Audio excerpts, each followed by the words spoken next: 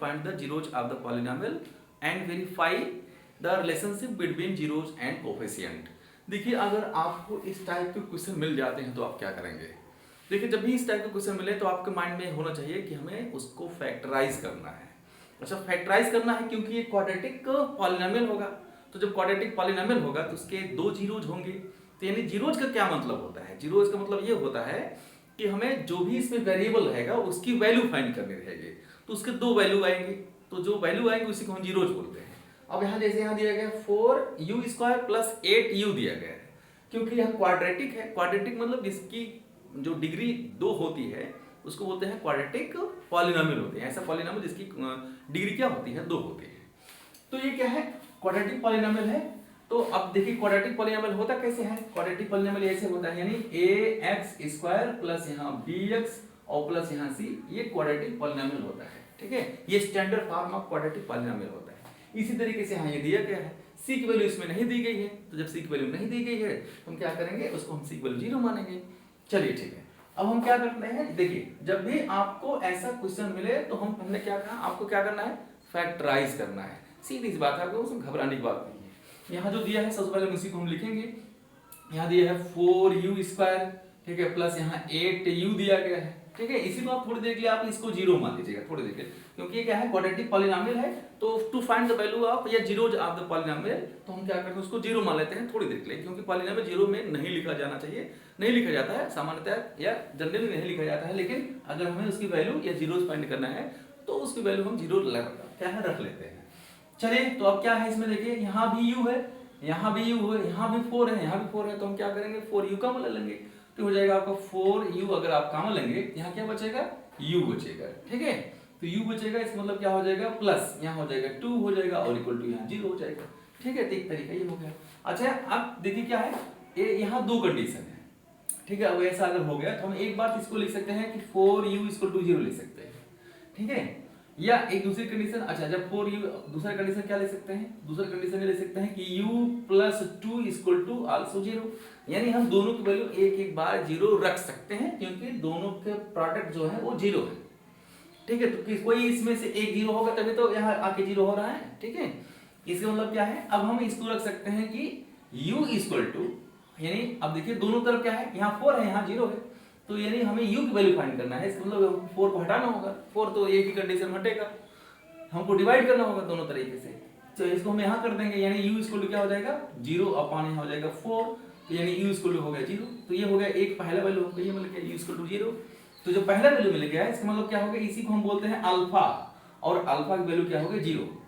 ठीक है, तो इस तरीके से हम पहले वैल्यू जो मिल गई या पहला जीरो जो मिल गया उसको हम बोलते हैं, पहले जीरो को हम अल्फा बोलते हैं। इसी तरीके से यहाँ भी रख दीजिए। तो ये क्योंकि u + 2 = 0 है, तो इसको उधर जब ले जाएंगे यानी ट्रांसफर कर देंगे साइड में, राइट साइड में, तो ये u = क्या हो जाएगा आपका, माइनस यहाँ 2 हो जाएगा। तो जब u = यहाँ एक बार 0 है और यहाँ 2 आ गया, इसका मतलब जब सेकंड जीरो जाता है, दूसरी वैल्यू आती है, तो उसको हम बीटा मान लेते हैं। तो इसको आप थोड़ी देर के लिए आप इसको मान लीजिए कि बीटा = क्या हो जाएगा आपका, -2 हो गया। ठीक है, ये हो गया आपके 2 जीरोज फाइंड हो गए। ठीक है, 2 जीरोज की वैल्यू आपको मिल गई। अब क्या करना है, क्योंकि जीरोज की वैल्यू आपको मिल ही गई, क्यों, पहला जो स्टेटमेंट इसमें है कि find the zeros of quadratic polynomial, तो ये एक काम आपका हो गया है। ठीक है, अब दूसरा काम क्या करना है, दूसरा काम करना है कि verify the relationship between zeros and coefficient. ठीक है, जीरोज और कोफिशिएंट के बीच में आपको रिलेशनशिप फाइंड करना है। तो जीरोज क्या होता है, देखिए जीरोज अल्फा बीटा होते हैं, तो यानी उनके बीच में रिलेशन क्या होता है, यानी अल्फा प्लस बीटा, यानी सम ऑफ जीरोज क्या होता है, सम ऑफ जीरोज यानी अल्फा प्लस बीटा, और जिसकी वैल्यू होती है -b/a। यही क्या है, रिलेशनशिप बिटवीन दो चीज होता है, एक तो सम ऑफ जीरोज और एक होता है दूसरा प्रोडक्ट ऑफ जीरोज।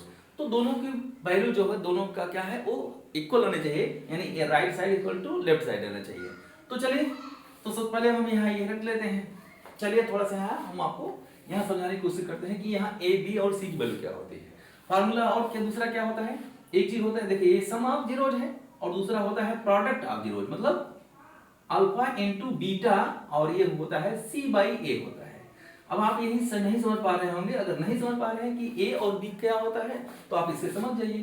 तो देखिए जो x² के बगल वाला जो नंबर होता है उसको हम a बोलते हैं, जो सिंगल एक्स के बगल होता है उसको हम बी बोलते हैं, बाकी जो अकेले सी रहता है उसको हम सी बोलते हैं। यानी अगर यहाँ हम इससे कंपेयर करें, यानी एक वैल्यू कितनी हो जाएगी, यहाँ एक वैल्यू हो जाएगी आपकी 4 हो जाएगी।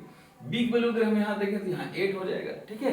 सी की वैल्यू यहाँ कुछ दिया ही नहीं गया है, तो इसलिए क्या हो जाएगा कि सी की इक्वल टू वैल्यू क्या हो जाएगी, 0 हो जाएगी, ठीक है। ये हो गया आपका सी की वैल्यू हो गई, ए बी सी की वैल्यू हमको हो गई। अब यही ए बी सी की वैल्यू उठा के यहाँ रखेंगे जहां उसको कहा गया है, यानी अगर हम सम ऑफ जीरोस देखेंगे तो माइनस बी बाई ए है, और प्रोडक्ट ऑफ जीरोस देखेंगे तो यहाँ सी बाई ए है। तो इसलिए हमें क्या है, और ध्यान ये रखना है कि हमें अल्फा बीटा दोनों की वैल्यू यहाँ रखनी है, ए बी की वैल्यू भी दोनों की रखनी है, दोनों साइड में हमें वैल्यू रखनी है, क्योंकि हम सबकी वैल्यू फाइंड कर चुके हैं। तो अगर दोनों की वैल्यू क्या हो जाएगा, इक्वल आ जाएगा तो वेरीफाइड हो जाएगा। तो चलिए यहाँ अल्फा की वैल्यू कितनी है, 0 है, और बीटा की वैल्यू कितनी है, -2 है। चलिए हम यहाँ रख देते हैं, क्या देखिए ध्यान से, ये हो जाएगा आपका अल्फा की वैल्यू हो गया 0 एंड प्लस, ठीक है, 0 प्लस कितना हो जाएगा, माइनस यहाँ 2 हो जाएगा, ठीक, क्योंकि ये अल्फा हो गया और प्लस हो गया और ये बीटा की वैल्यू हो गई।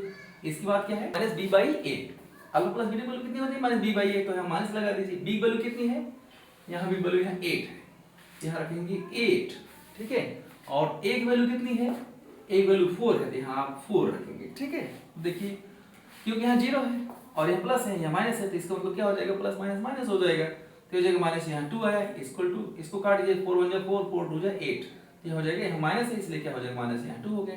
इसका मतलब समझ रहे हैं कि ये लेफ्ट साइड इक्वल टू क्या हो जाएगा, लेफ्ट हैंड साइड, यानी LHS, और इक्वल टू हो जाएगा RHS, क्यों, क्योंकि देख रहे हैं वही चीज आपको दोनों साइड में मिल गया, लेफ्ट साइड और राइट साइड भी मिल गया है, यानी -2 इधर भी है, -2 इधर भी है, तो क्या हो गया, प्रूफ हो गया, यानी सम ऑफ जीरोस, ये एक रिलेशनशिप क्या है, इसमें प्रूफ हो गया। दूसरा क्या है, दूसरा इसमें दिया गया है कि alpha into beta c by a है, अल्फा वैल्यू कितनी है, 0, तो यहाँ रखेंगे 0, ठीक है, इनटू बीटा, बीटा वैल्यू कितनी है, माइनस यहाँ 2 है, तो यहाँ माइनस क्या रखेंगे, यहाँ -2 रख देंगे, और equal to C by a है, सी की वैल्यू कितनी है, यहाँ 0 है, हो जाएगा आपका 0 सी बाई ए, और ए वैल्यू कितनी हो जाएगी, यहाँ 4 है, तो यहाँ 4 रख दीजिए, ठीक है। जैसे 0 को मल्टीप्लाई किसी भी नंबर में करेंगे, वो चाहे नेगेटिव हो या पॉजिटिव हो, वो 0 हो जाता है, ये उधर 0 हो गया। अच्छा 0/4, इसका मतलब ये भी क्या हो गया, 0 हो गया।